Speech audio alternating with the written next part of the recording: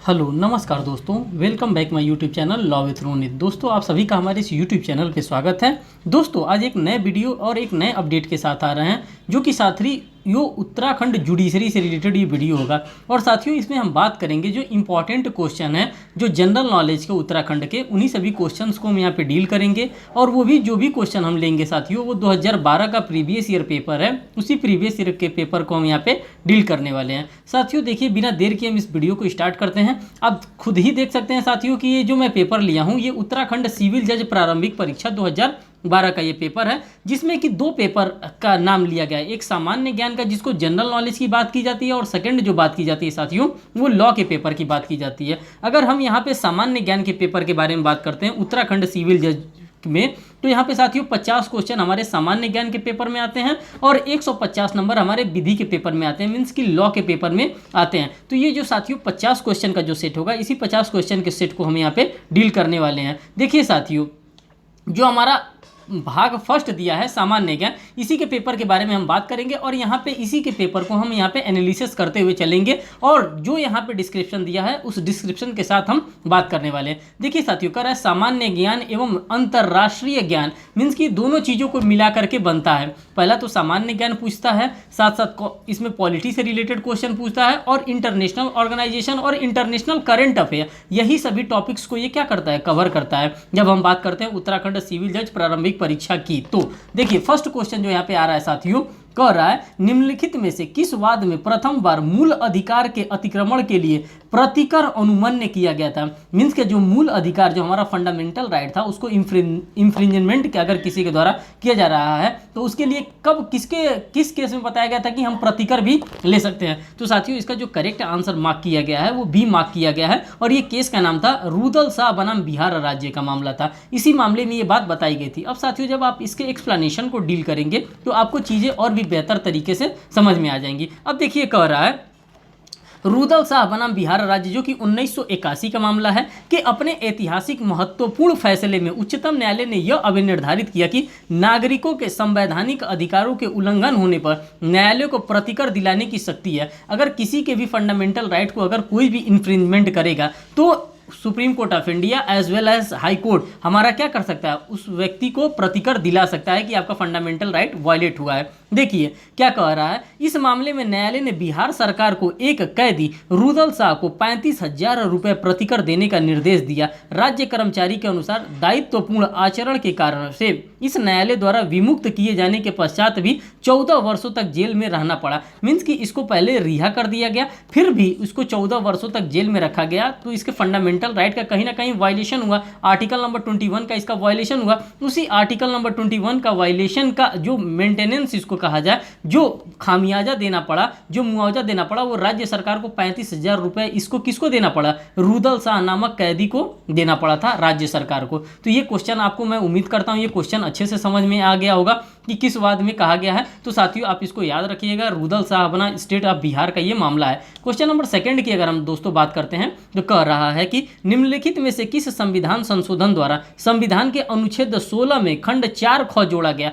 यहाँ से क्वेश्चन पूछता है, ऐसे क्वेश्चन पूछता है, आपको एनालिसिस करते हुए चलना है कि साथियों क्वेश्चन बेसिकली पूछ कहाँ रहा है। तो ये जो इसका करेक्ट आंसर होगा साथियों, वो 81वां संविधान संशोधन होगा। उसी 81 कॉन्स्टिट्यूशनल अमेंडमेंट के द्वारा इसको जो अनुच्छेद 14 ख जोड़ा 4 ख जोड़ा गया, उसी की बात करता है। अब इसके एक्सप्लेनेशन को आप रीड करिए। एक्सप्लेनेशन में कह रहा है, संविधान के 81वें संविधान संशोधन अधिनियम सन 2000 द्वारा अनुच्छेद 16 में खंड ख जोड़ा गया। इस संवैधानिक संशोधन के माध्यम से अनुसूचित जाति और अनुसूचित जनजाति के लिए आरक्षित बकाया रिक्तियों के आरक्षण की 50% सीमा से बाहर कर दिया गया है। मीन्स कि इसको क्या कर दिया गया, जो 50% का जो सीमा लगाया गया था, जो एक कैप लगाया गया था 50% का, जो इंदिरा साहनी का केस था, तो वहाँ पे उसी सीमा से इसको क्या कर दिया गया, बाहर कर दिया। कब किया गया, तो ये जब 81वां संविधान संशोधन आया था सन 2000 में, 4 ख जोड़ करके, आर्टिकल नंबर 16 में 4 ख जोड़ करके इसको उस सीमा से क्या कर दिया गया, बाहर कर दिया गया। नेक्स्ट क्वेश्चन की हम साथियों बात करते हैं। क्वेश्चन नंबर 3 हमारे पास आ जाता है, और क्वेश्चन नंबर 3 में कह रहा है, जहाँ सूचना का अधिकार अधिनियम के अधीन कोई सूचना चाही गई है जो किसी व्यक्ति के जीवन और स्वतंत्रता से संबंधित है, इसे अनुरोध के प्राप्ति के अंतर्गत उपलब्ध कराया जाए। कितने देर के अंदर कराया जाए, तो साथियों इसको 48 घंटे के भीतर कराया जाए। अब इसके एक्सप्लेनेशन को आप डील करेंगे। जब एक्सप्लेनेशन देखते हैं तो बातें और अच्छे से समझ में आ जाएंगी। एक्सप्लेनेशन में कह रहा है सूचना का अधिकार अधिनियम 2005, राइट टू इन्फॉर्मेशन एक्ट हम लोगों को सभी को पता है, जो कि 2005 में पास किया गया था। इसी के अंतर्गत यदि सूचना किसी व्यक्ति की जिंदगी और जीवन से संबंधित होगी तो जन सूचना अधिकार को इस संबंध में आवेदन मिलने के 48 घंटे में अपेक्षित सूचना उपलब्ध करानी होगी। मीन्स कि विद इन 48 आवर उसको क्या करना होगा, उस टाइप की सूचना उनको देना होगा। ये बातें यहाँ पे बताई जा रही हैं। लिमिटेशन पीरियड से क्वेश्चन पूछ दिया है कि कितना टाइम होना चाहिए, तो 48 आवर्स होना चाहिए। नेक्स्ट क्वेश्चन की हम बात करते हैं साथियों। नेक्स्ट क्वेश्चन में कह रहा है भारत का राष्ट्रपति चुना जाएगा। अब भारत का राष्ट्रपति किस तरह से चुना जाता है? जब हम साथियों भारत के राष्ट्रपति की बात करते हैं तो भारत के राष्ट्रपति का चुनाव किस प्रकार से होता है?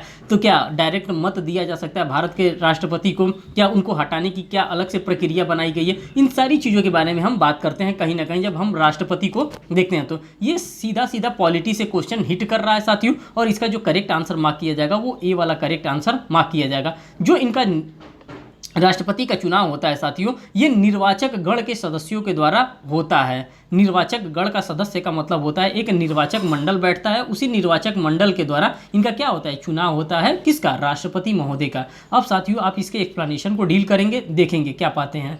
वही साथियों निर्वाचक मंडल होता है और उसी निर्वाचक मंडल के द्वारा सारा काम किया जाता है। अब इससे एक्सप्लेनेशन को देखिए। एक्सप्लेनेशन में कह रहा है भारत का राष्ट्रपति अप्रत्यक्ष निर्वाचन द्वारा चुना जाता है। सबसे पहला प्रश्न ये बन रहा है कि क्या जो भारत का राष्ट्रपति होता है वो डायरेक्ट चुना जाता है कि इनडायरेक्ट चुना जाता है? तो आपके क्वेश्चन का एक आंसर यहाँ पे भी मिल गया।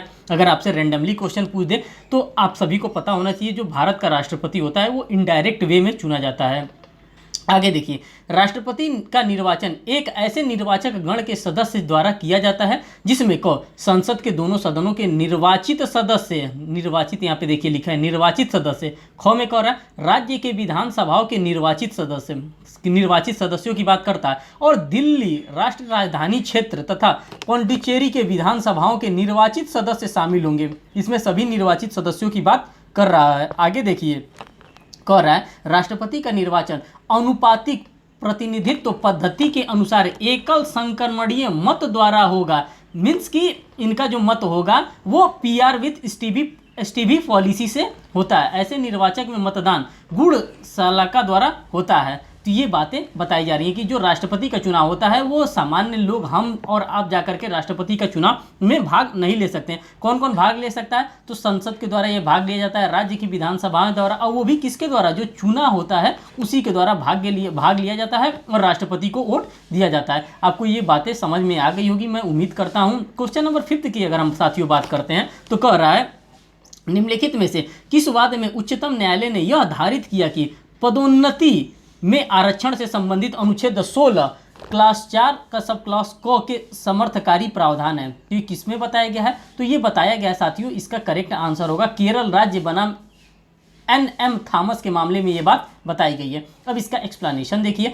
स्टेट ऑफ केरल बनाम NM थॉमस के बाद में उच्चतम न्यायालय ने यह धारित किया है कि पदोन्नति में आरक्षण संबंधित अनुच्छेद 4 सब क्लास क में एक समर्थकारी प्रावधान दिया गया है। ये कहाँ बताया गया? ये केस लॉ में बताया गया। और साथियों आप ऑब्जर्व भी कर रहे होंगे जो भी क्वेश्चन यहाँ पे बन रहे हैं कॉन्स्टिट्यूशन ऑफ इंडिया से वो ज़्यादातर केस लॉ बेस्ड बन रहा है। तो साथियों आपको केस लॉ पे कमांड करके रखना है। साथियों मैंने ऑलरेडी अपने इसी यूट्यूब चैनल पे IPC के, CPC के, CRPC के, कॉन्स्टिट्यूशन के, कॉन्ट्रैक्ट के मैंने बहुत से केस लॉ के सीरीज करा दिए हैं। अगर आप चाहते हैं कि आपका सिलेक्शन बेहतर तरीके से हो तो आप उस केस लॉ को जरूर एनालिसिस करिए, जरूर देखिए, आपको उससे अच्छा नॉलेज मिलेगा। साथियों क्वेश्चन नंबर 6 की बात करते हैं। 6 नंबर क्वेश्चन में कह रहा है निम्नलिखित में से किसके द्वारा भारत में दैद शासन मीन्स की डायरार्की स्थापित किया गया था? तो किसके द्वारा किया गया था? कौन सा अधिनियम आया था साथियों? तो अधिनियम आया था भारत सरकार अधिनियम 1919 का एक एक्ट आया था, इसी एक्ट के द्वारा किया गया था। अब इसके एक्सप्लेनेशन को साथियों देखिए। एक्सप्लेनेशन में कह रहा है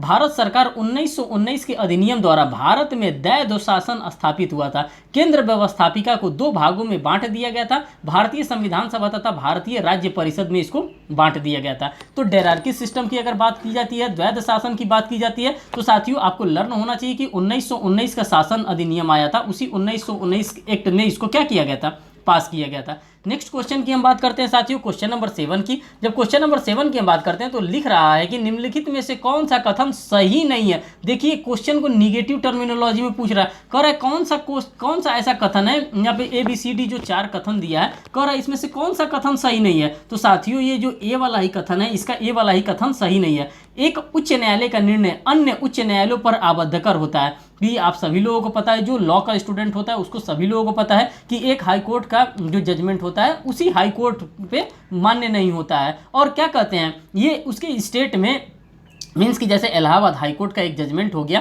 तो इलाहाबाद के जितने भी मीन्स कि इलाहाबाद हाई कोर्ट के जितने सबऑर्डिनेट कोर्ट हैं सभी के ऊपर मान्य होगा। लेकिन ये कहा जाए कि इलाहाबाद हाई कोर्ट के द्वारा कोई जजमेंट पास किया गया है और वो मध्य प्रदेश हाई कोर्ट पे लागू हो जाए, तो ऐसा नहीं हो सकता है। बी वाला कह रहा है साथियों, एक उच्च न्यायालय का निर्णय उसके अधिकारिता के अधीन सभी अधीनस्थ न्यायालयों पर आबद्ध कर होते हैं। जाहिर सी बात है, सुप्रीम कोर्ट ऑफ इंडिया के द्वारा अगर कोई भी जजमेंट पास कर दिया जाता है तो वो जजमेंट क्या होता है, सभी कोर्ट पे क्या होता है, बाइंडिंग होता है।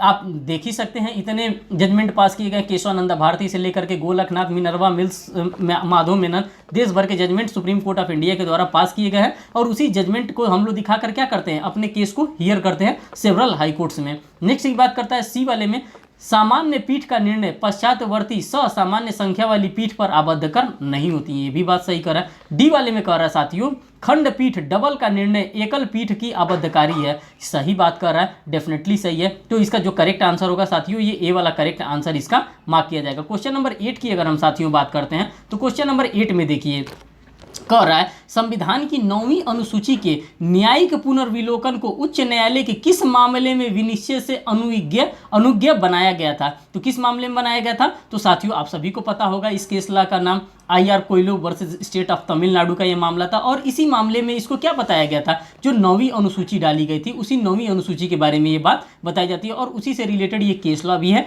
IR Coelho versus state of Tamil Nadu का मामला है। और साथियों 9वीं अनुसूची की जहां बात आती है तहां आपको ये केस लॉ लर्न होना चाहिए, IR Coelho versus state of Tamil Nadu. इसीलिए मैं केस का नाम बार बार रिपीट कर रहा हूं, जिससे कि आप सुने रहेंगे तो कहीं ना कहीं आपके दिमाग में वो केस लॉ स्ट्राइक करेगी। जब स्ट्राइक करेगी तो आप एक नंबर गेन करके अपने एग्जामिनेशन में आएंगे। नेक्स्ट क्वेश्चन की बात करते हैं साथियों, क्वेश्चन नंबर 9 की बात करते हैं, सॉरी क्वेश्चन नंबर 9 की। क्वेश्चन नंबर 9 में कह रहा है, भारतीय संविधान के निम्नलिखित में से कौन सा अनुच्छेद संघ एवं राज्य के बीच अखिल भारतीय न्यायिक सेवा के गठन से संबंधित है। तो साथियों आप सभी को पता है कि ये किससे संबंधित है, तो ये आर्टिकल नंबर 312 है, कॉन्स्टिट्यूशन ऑफ इंडिया का आर्टिकल नंबर 312 है, जिसमें ऑल इंडिया सर्विस के बारे में कहा जा रहा है। और वही पूछ रहा है कि ऑल इंडिया सर्विस के बारे में किस आर्टिकल में बताया गया स्पेसिफिकली। तो आर्टिकल नंबर 312 को जब हम लोग ऑब्जर्व करते हैं साथियों, तो उसी आर्टिकल नंबर 312 में ऑल इंडिया सर्विस के बारे में डिफाइन किया गया है। और ऑल इंडिया सर्विस जो होता है साथियों, ये कौन बताता है कि ये ऑल इंडिया सर्विस है,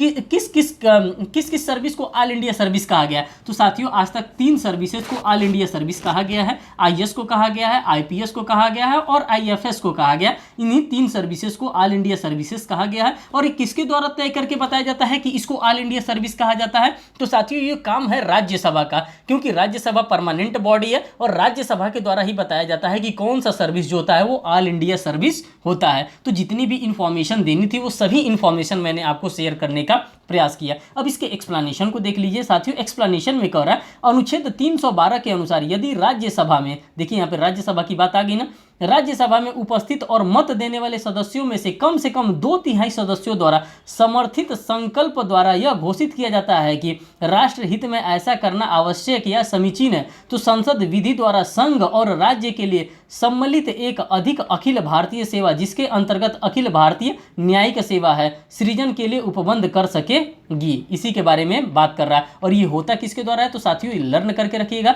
ये करना राज्यसभा के द्वारा किया जाता है। नेक्स्ट क्वेश्चन की बात करते हैं, क्वेश्चन नंबर 10 की बात करते हैं साथियों। कह रहा है, निम्नलिखित में से किस भारतीय राजनेता को इंटरनेशनल जूरिस्ट अवार्ड 2012 प्रदान किया गया था। तो साथियों ये हमारे लिए क्वेश्चन ऑब्सोलीट हो गया है, क्योंकि ये उस टाइम 2012 में पेपर हुआ था और 2012 का ये करंट अफेयर पूछ रहा है। और हम आज 2023 में पहुंच चुके हैं, तो हमें 2023 का करंट अफेयर तैयार करना होगा। बस आप देख लीजिए क्वेश्चन कहाँ से पूछ रहा है, मीन्स कि राजनेता से भी रिलेटेड यहाँ पे क्वेश्चन पूछा जा रहा है। क्वेश्चन नंबर 11 की हम बात करते हैं साथियों। कह रहा है, निम्नलिखित में से कौन सा अधिनियम संसद द्वारा हाल ही में अद्यतन पारित किया गया है। तो कौन सा अधिनियम पारित किया गया साथियों? तो इसका जो करेक्ट आंसर है, ए वाला करेक्ट आंसर है। यौन अपराध अधिनियम पारित किया गया था 2012 में, और 2012 का ये करंट केस था।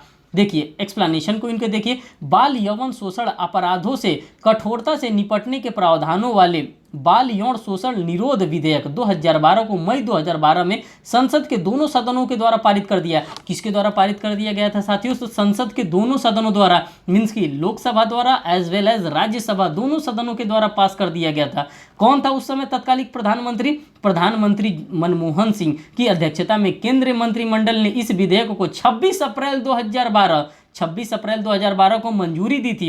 इस विधेयक के तहत 18 वर्ष से कम आयु के बच्चियों के साथ यौन संबंध बनाने के गैर कानूनी करार देने का प्रावधान किया गया था। तो साथियों देख लीजिए 2012 का करंट अफेयर था, और 2012 का करंट अफेयर क्या, ये एक पास हुआ था अधिनियम, उसी अधिनियम पास होने से ये रिलेटेड मामला है। क्वेश्चन नंबर 12 की बात करते हैं साथियों।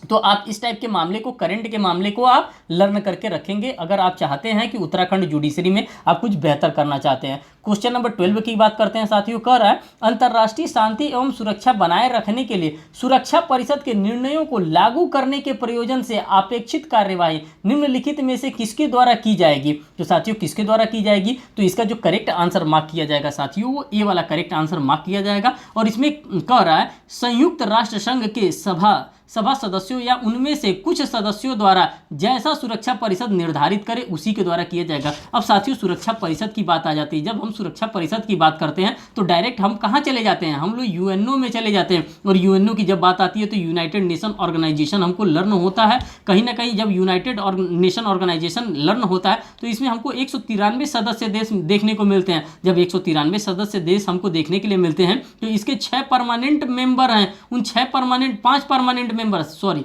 इसमें 5 परमानेंट मेंबर हैं। उस 5 परमानेंट मेंबर को भी हमको देखने के लिए मिलता है। उनके पास क्या है साथियों? 5 परमानेंट मेंबर के पास, उनके पास वीटो लगाने की शक्ति है, काम को रोकवाने की शक्ति है इसी 5 सदस्य देशों के पास। तो इनको हम सभी को ऑब्जर्व करना होता है। मैंने इस यूएनओ पे एक सेपरेट टॉपिक लिया। अगर आप चाहते हैं यूएनओ को टॉपिक को क्लियर करना तो आप हमारे इसी यूट्यूब चैनल पे प्लेलिस्ट में सर्च कर सकते हैं यूएनओ, जो कि मैंने स्पेसिफिकली उत्तराखंड के लिए लिया है। आप चाहें तो उसको देख सकते हैं। मैं यूएनओ के एक टॉपिक को वहाँ पे कवर किया हूँ। जितने यूएनओ के 6 अंग हैं उन 6 अंगों को भी मैंने वहाँ पे क्लियर करने का भरपूर प्रयास किया। अब इसके एक्सप्लेनेशन को देखिए साथियों। एक्सप्लेनेशन में करा अंतर्राष्ट्रीय शांति एवं सुरक्षा बनाए रखने के लिए सुरक्षा परिषद के निर्णयों को लागू करने के प्रयोजन से अपेक्षित कार्यवाहियां संयुक्त राष्ट्र संघ के सभा सदस्यों या उनमें से कुछ सदस्यों द्वारा जैसे सुरक्षा परिषद निर्धारित करके द्वारा किया जा सकता है, उसी के बारे में ये बात कर रहा है। नेक्स्ट क्वेश्चन की हम बात करते हैं साथियों। जब हम क्वेश्चन नंबर 13 पे आते हैं, क्वेश्चन नंबर 13 हमारा क्या कर रहा है? देखिए कह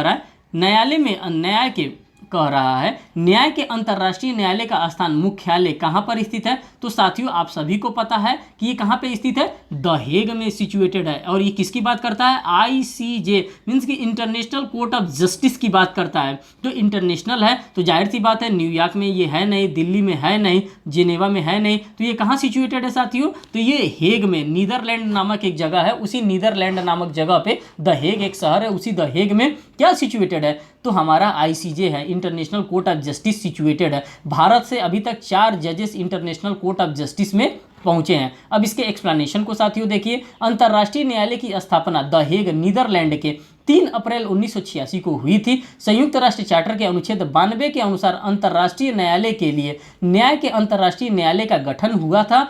अंतर्राष्ट्रीय न्यायालय ने जजों की संख्या 15 निर्धारित की गई है।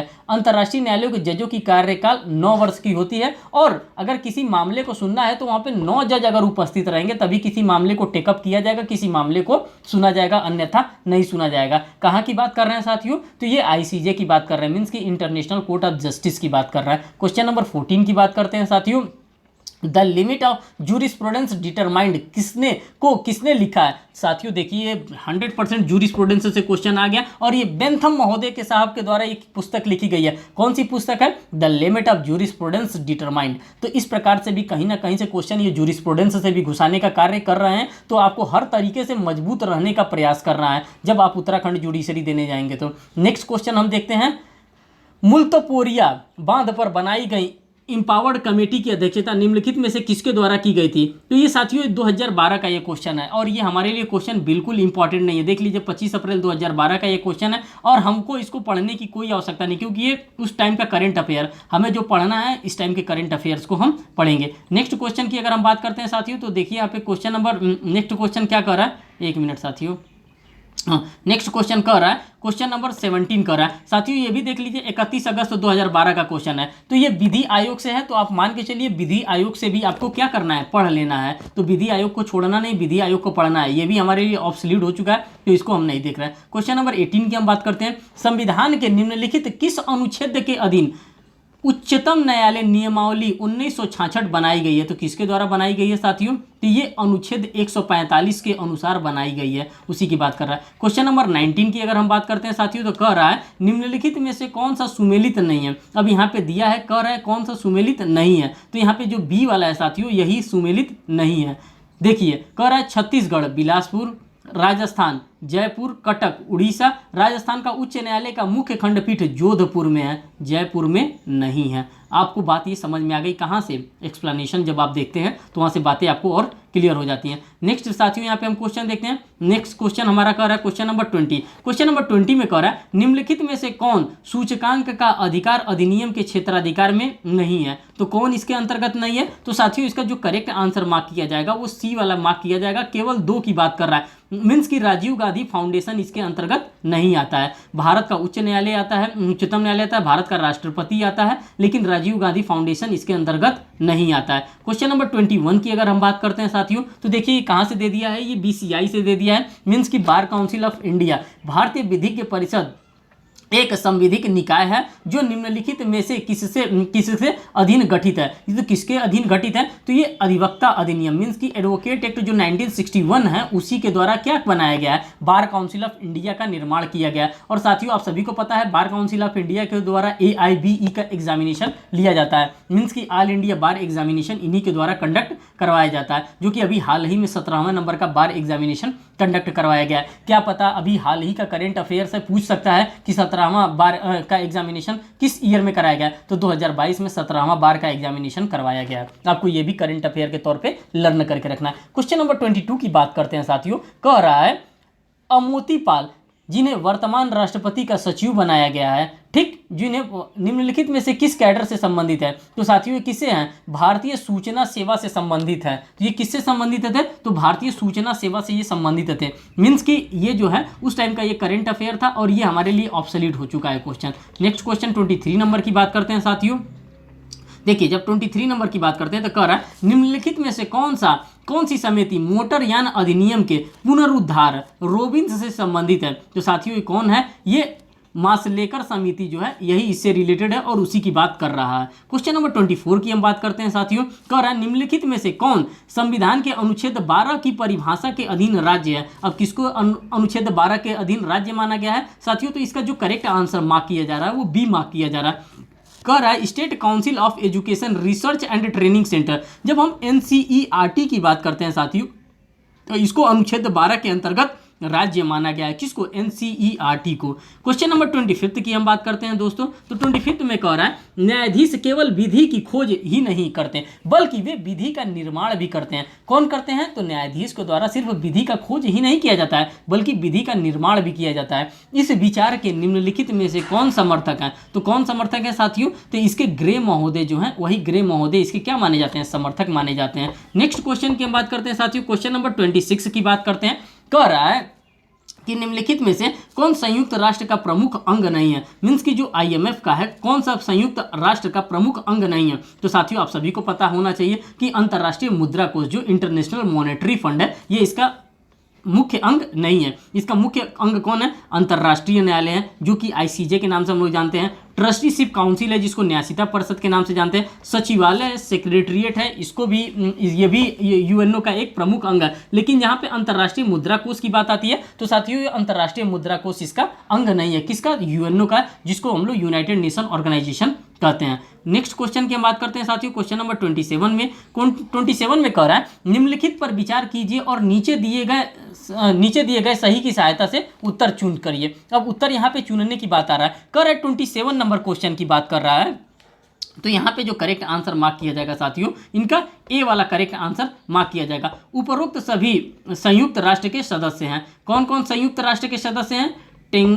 टेंगा, वेटिकन सिटी, ईस्टर्न तिमूर और मोन्टियर। यहाँ पे ए वाला जो होगा उत्तर ए, उपरोक्त सभी संयुक्त राष्ट्र के सदस्य हैं। इसमें से जितने भी चारों नाम दिए गए हैं ये सभी के सभी संयुक्त राष्ट्र के सदस्य हैं। ऐसा क्वेश्चन एक्सेप्शनली होता है, कभी कभार इस टाइप का क्वेश्चन फंसाने के लिए आपको दे दिया जाता है कि कौन सा देश उसका सदस्य है, कौन सा देश उसका सदस्य नहीं है। तो आप उसको लेकर के बहुत प्रेशर में नहीं आइएगा कि हमें क्या देश भी याद करना पड़ेगा, 193 देश है तो नहीं, उसकी कोई आवश्यकता नहीं है, वो आप तुक्का लगाइएगा। क्वेश्चन नंबर 28 की बात करते हैं। 5 की स्व प्रेरणा इनिटिएटिव एवं 5 निम्नलिखित में से किससे संबंधित है? तो साथियों इसका जो करेक्ट आंसर होगा वो सी वाला करेक्ट आंसर होगा। यूएनओ संयुक्त राष्ट्र संघ की बात करता है, यूनाइटेड नेशन ऑर्गेनाइजेशन संयुक्त राष्ट्र संघ की बात कर रहा है। क्वेश्चन नंबर 29 की हम बात करते हैं। कह रहा है निम्नलिखित में से कौन मानवता के विरुद्ध युद्ध अपराध के लिए संयुक्त राष्ट्र द्वारा समर्थित युद्ध अपराध न्यायालय द्वारा दंडित किया गया है? किसको दंडित किया गया है साथियों?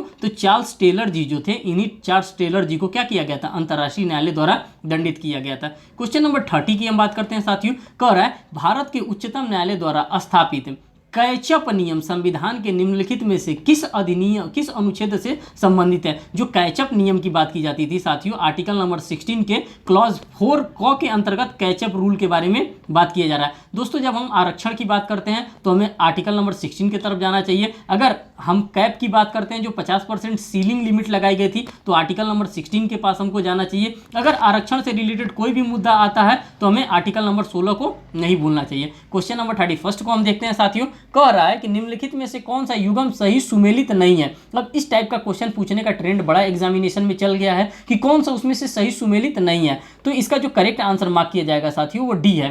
केलांग ब्रांड पैक्ट 1938 का ये नहीं है, बाकी सब है। देखिए इसके एक्सप्लेनेशन को देखिए।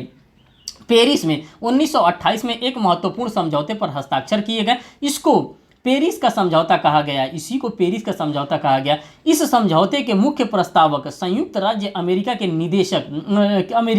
विदेश मंत्री कैलंग तथा फ्रांस के विदेश मंत्री ब्रियर थे। इसलिए यह समझौता को कैलिंग ब्रियर समझौता भी कहा जाता था। तो ये इस टाइप का भी क्वेश्चन आप एक बार ऑब्जर्व कर लीजिएगा। क्वेश्चन नंबर 32 की हम बात करते हैं साथियों। अभी ये जीएस का पेपर मैं कंडक्ट करा रहा हूँ साथियों। इसी के बाद मैं आपके लिए लॉ का भी पेपर बहुत ही जल्दी उत्तराखंड जुडिशरी का लेकर के आ रहा हूँ, जिससे कि आपका दोनों का प्रिपरेशन एक साथ होता रहे। देखिए क्वेश्चन नंबर 32 में क्या कर रहा है? हमारे संविधान का संक्षिप्त नाम भारत का संविधान है, इसका उल्लेख संविधान के अनुच्छेद में किस अनुच्छेद में मिलता है? तो साथियों 1 में मिलता नहीं है आपको, 394 में मिलता नहीं है आपको, 394 को में है नहीं, 393 के अंतर्गत ये हमको देखने के लिए क्या मिलता है? जब हम short title extent and commencement की बात करते हैं, जैसे हम लोग सीपीसी पढ़ते हैं, सीआरपीसी पढ़ते हैं, तो यहाँ पे हमको short title extent and commencement देखने को मिल जाता है। लेकिन जब हम कॉन्स्टिट्यूशन ऑफ इंडिया पढ़ते हैं तो हमको ये कहाँ देखने के लिए मिलता है? आर्टिकल नंबर 393 के अंतर्गत देखने को हमको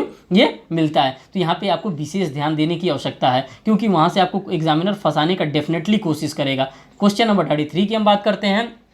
कह रहा है भारत के उच्चतम न्यायालय के प्रथम मुख्य न्यायाधीश का नाम क्या था? तो ये यहाँ से क्वेश्चन पूछ दिया है। तो आप सभी को पता है कि हीरालाल जे कानिया नाम था साहब का, जो पहले हमारे चीफ जस्टिस ऑफ इंडिया हुए थे।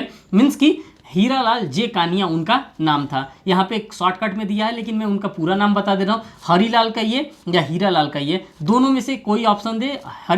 हीरालाल जे कानिया साहब थे, उन्हीं के वही हमारे फर्स्ट जस्टिस थे। देखिए यहाँ पे लिखा है भारत के उच्च न्यायालय के प्रथम न्यायाधीश हीरालाल जे कानिया साहब थे। कभी कभी हरीलाल भी लिख करके आ जाता है, कभी कभी हीरालाल भी लिख करके आता है। तो दोनों चीज़ों मैंने आपको बता दिया, दोनों पे आप कमांड रखेंगे। क्वेश्चन नंबर 34 की हम बात करते हैं। संविधान सभा की प्रथम बैठक जो 9/12/1946 को बुलाई गई थी तथा उसकी अध्यक्षता निम्न में से किसके द्वारा की गई थी? तो साथियों किसके द्वारा की गई थी? श्री S.N. सिन्हा साहब के द्वारा ये किया गया था। मीन्स कि सच्चिदानंद सिन्हा साहब के द्वारा किया गया था। इसलिए सच्चिदानंद सिन्हा साहब के द्वारा किया गया था क्योंकि ये एज में बहुत ही वरिष्ठ थे और वरिष्ठता के आधार पे इनसे क्या कराया गया था? अस्थायी तौर पे इनको अध्यक्ष बनाया गया था। संविधान सभा की प्रथम बैठक 9/12/1946 को बुलाई गई थी। इस बैठक की अध्यक्षता अस्थायी अध्यक्ष श्री सच्चिदानंद सिन्हा श्री SN सिन्हा ने की थी, जबकि अस्थायी अध्यक्ष 11 दिसंबर 1946 को डॉक्टर राजेंद्र प्रसाद को चुना गया था। नेक्स्ट क्वेश्चन की हम बात करते हैं साथियों। जब हम नेक्स्ट क्वेश्चन देखते हैं तो क्वेश्चन नंबर हमारे पास 35 आता है और 35 नंबर क्वेश्चन में बात कर रहा है जनहितवाद का निम्नलिखित में से किस न्यायालय में दाखिल किया जा सकता है। तो साथियों यहाँ पे इसका करेक्ट ऑप्शन बी मार्क किया जाएगा, उच्चतम न्यायालय अथवा उच्च न्यायालय में, दोनों में कहीं पे भी आप क्या कर सकते हैं, जनहित याचिका जिसको PIL पब्लिक इंटरेस्ट लिटिगेशन कहा जाता है, आप फाइल कर सकते हैं। अगर आप सुप्रीम कोर्ट ऑफ इंडिया में जाते हैं तो आर्टिकल नंबर 32 के अकॉर्डिंग जाएंगे। अगर आप हाई कोर्ट में भी जाते हैं, किसी भी हाई कोर्ट में, तो आर्टिकल नंबर 226 के अकॉर्डिंग आप जाएंगे। अगर साथियों जनहित याचिका की हम बात करते हैं कि जनहित याचिका सबसे ज़्यादा किसके टाइम में फेमस हुआ और इसके फादर कौन माने जाते हैं, तो जनहित याचिका आपके लिए बहुत ही इंपॉर्टेंट हो जाता है और जस्टिस PN भगवती का नाम यहाँ पे कहीं ना कहीं आपको देखने के लिए मिलता है और जस्टिस कृष्णा अय्यर, दोनों लोगों का नाम आपको PIL से रिलेटेड हैं ये लोग और इन लोगों का नाम देखने को मिलता है। कभी कभी एग्जामिनेशन में भी ऐसा क्वेश्चन आपसे पूछा जा सकता है। नेक्स्ट क्वेश्चन की हम बात करते हैं साथियों, क्वेश्चन नंबर 36 की हम बात करते हैं। 36 में कह रहा है शिक्षा का अधिकार को मूल अधिकार के रूप में संविधान में जोड़ा गया। कब जोड़ा गया, तो साथियों आप सभी को पता है कि 86वां संविधान संशोधन हुआ था और उसी 86 कॉन्स्टिट्यूशनल अमेंडमेंट के द्वारा शिक्षा के अधिकार को मूल अधिकार में जोड़ दिया गया, जिसको कि हम लोग आर्टिकल नंबर 21 को कहते हैं, जिसमें कहा गया है 6 से 14 वर्ष के बालकों को अनिवार्य रूप से शिक्षा दिलाना है। और किसका कर्तव्य है, ये उनके माता पिता का भी कर्तव्य है कि 6 से 14 वर्ष का अगर बालक है तो उनको अनिवार्य और निःशुल्क शिक्षा दिलवाई जाएगी। क्वेश्चन नंबर 37 की हम बात करते हैं साथियों, कह रहा है भारतीय रिजर्व बैंक को निम्नलिखित में से किस वर्ष स्थापित किया गया था। तो साथियों आप सभी को पता है कि 1935 में ही RBI की स्थापना की गई थी, रिजर्व बैंक ऑफ इंडिया की। भारतीय रिजर्व बैंक का केंद्रीय बैंक है reserve bank of India, RBI की स्थापना 1 अप्रैल 1935 को 5 करोड़ रुपए की अनधिकृत पूंजी से हुई थी। सरकार ने 1 जनवरी 1949 को रिजर्व बैंक को राष्ट्रीयकृत कर दिया। मीन्स कि भारत सरकार के द्वारा इसको क्या कर दिया गया, इसको सरकारी बैंक बना दिया गया था, RBI को, रिजर्व बैंक ऑफ इंडिया को। क्वेश्चन नंबर 38 की बात करते हैं, कह रहा है जुलाई 2012, साथियों ये 2012 का है। हाँ, क्वेश्चन हमारे लिए डेफिनेटली ऑब्सोलीट हो चुका है, इसको पढ़ने की कोई आवश्यकता नहीं है। क्वेश्चन नंबर 39 की हम बात करते हैं साथियों, कह रहा है कोलकाता उच्च न्यायालय के पूर्व न्यायाधीश श्री सौमित्र सेन के संबंध में निम्नलिखित में से कौन सा कथन सही है। इसमें से पूछ रहा है कौन सा कथन सही है, सी वाला इसका करेक्ट आंसर मार्क किया गया है। लोकसभा द्वारा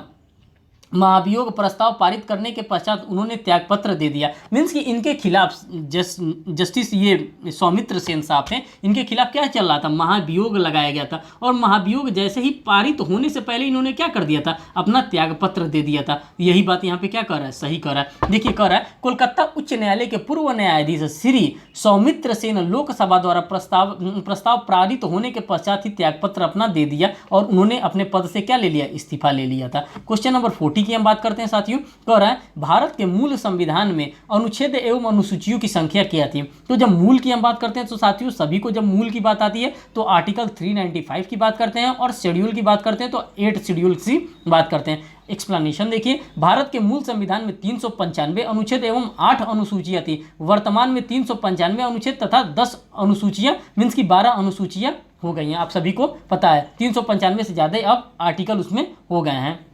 देखिए अब यहाँ पे क्वेश्चन नंबर 41 की बात करते हैं, जनहितवाद की अवधारणा निम्नलिखित में से किस देश से उत्पन्न हुई थी। तो साथियों आप सभी को पता है USA से ही इसको क्या किया गया, इस कॉन्सेप्ट को लिया गया। अब इसके एक्सप्लेनेशन को देखिए, कह रहा है जनहितवाद की शुरुआत संयुक्त राज्य अमेरिका के उच्च न्यायालय ने की थी। भारत में इसकी शुरुआत भागलपुर जेल में विचाराधीन बंदी रखे गए कैदियों से हुआ था। और कौन किया था, तो जस्टिस PN भगवती के साहब और जस्टिस कृष्णा अय्यर के साहब इसकी शुरुआत भारत में की गई थी। क्वेश्चन नंबर 42 की हम बात करते हैं साथियों, कह रहा है संविधान के निम्नलिखित में से किस संशोधन में मंत्रिपरिषद द्वारा दी गई सलाह को राष्ट्रपति के लिए बाध्यकारी बना दिया गया। किसके द्वारा बना दिया गया, तो ये 42वें संविधान संशोधन के द्वारा इसको बाध्यकारी बना दिया गया। इसके एक्सप्लेनेशन को देखिए साथियों, कह रहा है 42वें संविधान संशोधन अधिनियम 1976 द्वारा अब यह स्पष्ट कर दिया गया है कि राष्ट्रपति मंत्रिमंडल की सलाह मानने के लिए बाध्य है। इसी की बात कर रहा है। नेक्स्ट क्वेश्चन की हम बात करते हैं साथियों, क्वेश्चन नंबर 43 की हम बात करते हैं। क्वेश्चन नंबर 43 में कह रहा है भारत के भारत के राष्ट्रपति को उसके पद से निम्नलिखित में से किस आधार पर हटाया जा सकता है? तो साथियों आप सभी को पता है कि संविधान का अगर वो अतिक्रमण साहब करेंगे तो उनको क्या किया जाएगा, उनके पद से हटा दिया जाएगा। और आर्टिकल की बात करते हैं तो कॉन्स्टिट्यूशन ऑफ इंडिया का आर्टिकल नंबर 61 इस बात को बताता है कि महाभियोग का प्रक्रिया उनके ऊपर चलाया जा सकता है और सिर्फ राष्ट्रपति को सिर्फ संविधान का अतिक्रमण के आधार पर ही, मीन्स कि अगर संविधान का उनके द्वारा वायलेशन किया जा रहा है तभी उनको क्या किया जा सकता है, उनका इम्पीचमेंट किया जा सकता है। क्वेश्चन नंबर 44 को हम देखते हैं। कह रहा है विधि में व्हिल्स ब्लोअर का अर्थ है, जो विसिल ब्लोअर का अर्थ है ये क्या होता है? तो इसका करेक्ट आंसर बी मार्क किया गया है। वह व्यक्ति जो भ्रष्टाचार से संबंध में सूचना देता है उसको क्या कहा जाता है? उसको विसिल ब्लोअर के नाम से जाना जाता है। क्वेश्चन नंबर 45 की हम बात करते हैं साथियों। कह रहा है कि किस वाद में यह अभिनिर्धारित किया गया था कि संविधान में संशोधन संसद की विधायी शक्ति का प्रयोग है? ये किसके मामले में कहा गया था? तो साथियों गोलकनाथ बनाम पंजाब राज्य के मामले में इस बात को कहा गया था। ये सभी के सभी केस लॉ आपके लिए इंपॉर्टेंट है। शंकरी प्रसाद का मामला हो, गोलकनाथ का मामला हो, सज्जन सिंह का मामला हो, Kesavananda Bharati versus state of Kerala का मामला हो, सभी मामले आपके लिए बहुत ही रेलिवेंट है और बहुत ही इंपॉर्टेंट है। इन सभी जजमेंट को आपको पढ़ने की आवश्यकता है। देखिए गोलकनाथ बनाम पंजाब राज्य में सर्वप्रथम यह निर्धारित किया गया था कि संसद की संवैधानिक संशोधन संविधान संशोधन विधायिका शक्तियों का प्रयोग है। इसके लिए अनुच्छेद 13 में प्रयुक्त विधि के अंतर्गत ये सभी के सभी क्या माने जाते हैं, आते हैं। क्वेश्चन नंबर 46 की हम बात करते हैं साथियों। कह रहा है भारत का संविधान किस दिन अधिनियमित किया गया था? तो आप सभी लोगों को पता है कि 26 नवंबर 1949 को ही किया गया था और इसी डे को हम लोग लॉ डे के रूप में भी हम लोग सेलिब्रेट करते हैं, मीन्स कि विधि दिवस के रूप में भी हम 26 नवंबर 1949 को मनाते हैं। भारत का संविधान 26 नवंबर 1949 को अधिनियमित किया गया था। यहाँ से भी शॉर्ट क्वेश्चन पूछ रहा है। क्वेश्चन नंबर 47 की हम बात करते हैं साथियों। कह रहा है निम्नलिखित में से कौन सी भारतीय मूल की प्रथम महिला अधिवक्ता इंग्लैंड की महारानी की कानूनी सलाहकार नियुक्त हुई थी? तो कौन है? तो ये के कौल जी जो थे, यही के कौल जी को नियुक्त किया गया था। क्वेश्चन नंबर 48 की हम बात करते हैं साथियों। कह रहा है कि संविधान का निम्नलिखित में से कौन सा अनुच्छेद उच्चतम न्यायालय को अभिलेख का न्यायालय घोषित करता है? तो मीन्स की कोर्ट ऑफ रिकॉर्ड कौन घोषित करता है? तो साथियों आर्टिकल नंबर 129 की अगर हम बात करते हैं तो इसी को कोर्ट ऑफ रिकॉर्ड के नाम से हम लोग जानते हैं। इन सभी आर्टिकल्स में मैं आप लोगों के लिए बहुत ही जल्द वीडियो लेकर के आने वाला हूँ साथियों। अगर आप हमारे चैनल पर नए हैं तो चैनल को जरूर सब्सक्राइब करिएगा, वीडियो को लाइक करिएगा और साथियों कमेंट सेक्शन ओपन है, आप कमेंट करके मुझे जरूर बताइएगा कि आपको ये सेशन कैसे रेलिवेंट है। अगर रेलिवेंट है तो भी बताइएगा, अगर आपके लिए लग रहा है कि रेलिवेंट नहीं है तो भी बताइएगा साथियों। और प्लीज़ मुझे कमेंट करके ये भी बताइएगा कि क्या इसके लिए नेक्स्ट सेशन और लाने की आवश्यकता है कि नहीं है। इसके एक्सप्लेनेशन को देखिए। अनुच्छेद 129 के अनुसार मीन्स कि 129 के अनुसार उच्चतम न्यायालय अभिलेख न्यायालय होगा और उसको अपने अवमानना के लिए दंड देने की शक्ति सहित ऐसे न्यायालयों की शक्ति प्राप्त होती है। किसके पास होती है? सुप्रीम कोर्ट ऑफ इंडिया के पास इस टाइप की पावर होती है। क्वेश्चन नंबर 49 की हम बात करते हैं। उत्तराखंड पुलिस अधिनियम निम्नलिखित में से किस वर्ष में अधिनियमित किया गया था? तो साथियों ये डेफिनेटली उत्तराखंड से पूछ दिया गया, तो ये 2008 में अधिनियमित किया गया है। तो आपको एज यूजुअल आपको लर्न करके ये रखना पड़ेगा।